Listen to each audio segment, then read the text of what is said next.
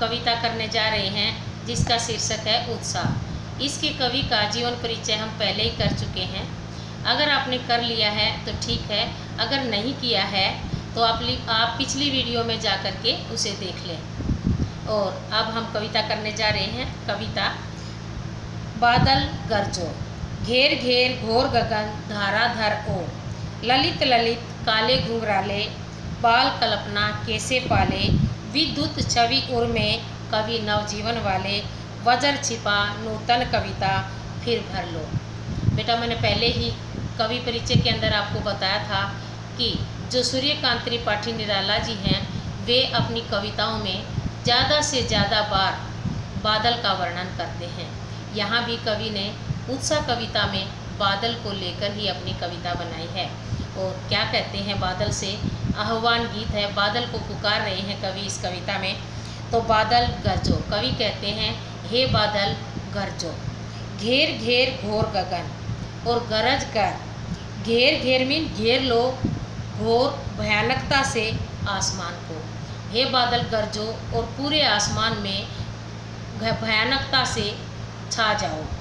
धाराधर ओ, हे धारा को धारण करने वाले बादल। ललित ललित काले घुंघराले, हे बादल जब तुम आसमान में छा जाते हो, जब आकाश में छाए हुए होते हो तो तुम इतने सुंदर लगते हो। ललित ललित में सुंदर, काले घुंघराले, काले घुंघराले छोटे छोटे बच्चों के काले और घुंघराले जैसे बाल होते हैं वैसे ही आप होते हो, काले घुंघराले बालों के समान होते हो। बाल कल्पना कैसे पाले, बाल कल्पना कैसे पाले, आप काले काले घुंघराले होते हो और आसमान में इस तरह से होते हो जैसे छोटे बच्चों की कल्पना होती है। तो बेटा, यहाँ बाल कल्पना कैसे पाले का मतलब क्या है ये आपको मैं अच्छी तरह समझा देती हूँ।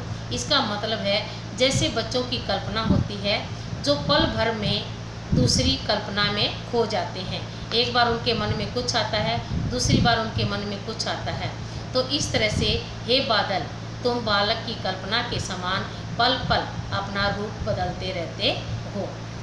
विद्युत छवि उर में, हे बादल तुम्हारे हृदय के अंदर बिजली की चमक है। विद्युत में बिजली, छवि में चमक, उर में हृदय में। हे बादलों तुम्हारे हृदय के अंदर बिजली की चमक है। ये तो आपको पता ही है, जब बादल गरजते हैं तो बिजली भी चमकती है।